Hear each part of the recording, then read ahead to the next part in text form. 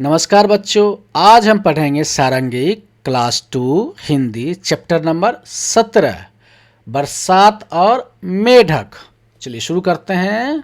बरसात और मेढक। सोमारू और कमली जंगल घूमने गए। लौटते समय उन्हें जोर की भूख लगी। उन्हें एक गाय दिखी। कमली ने गाय से कहा, जरा सा दूध दे दो तो भूख मिटे। गाय बोली, मेरे खाने को घास ही नहीं है, मुझे हरी हरी घास खिलाओ तो मैं दूध दूं। कमली और सोमारू चले घास लाने, पर घास तो सूख कर पीली हो गई थी। घास ने कहा, मुझे पानी दो तो मैं खाने लायक बनूं।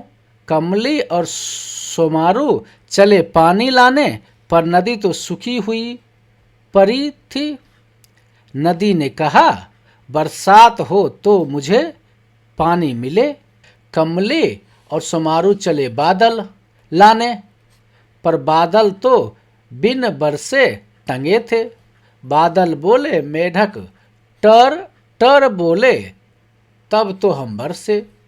कमली और सोमारू चले मेढक के पास। मेढक बोले, हम बाहर निकलते हैं तो बच्चे हमें पत्थर मारते हैं। दोनों बोले, जो हुआ उसके लिए माफ़ करो, अब से तुम्हें कोई पत्थर नहीं मारेगा। मेढक मान गए और टर करने लगे। टर सुनकर बादल आए और झूमकर बरसे। नदी में पानी बहने लगा।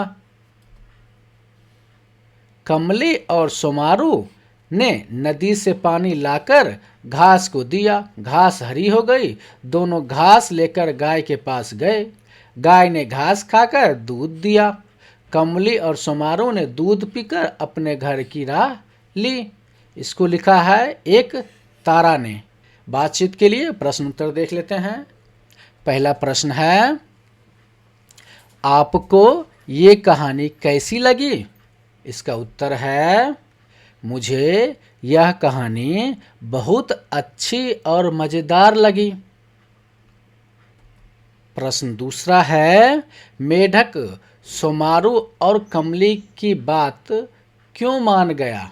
क्या आप होते तो मान जाते?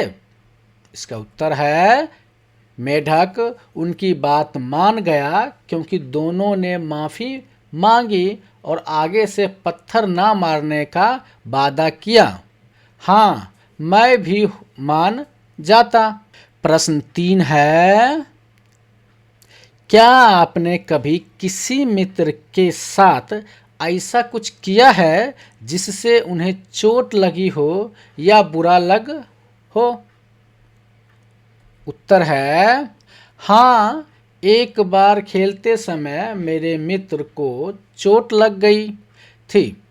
मैंने उनसे माफ़ी मांगी।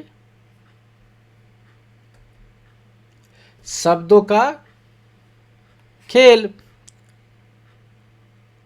ढ,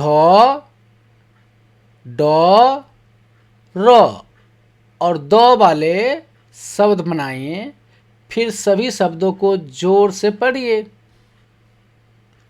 क्या ढ, डॉ, र और दो की ध्वनियाँ बोलने सुनने में अलग लगती है?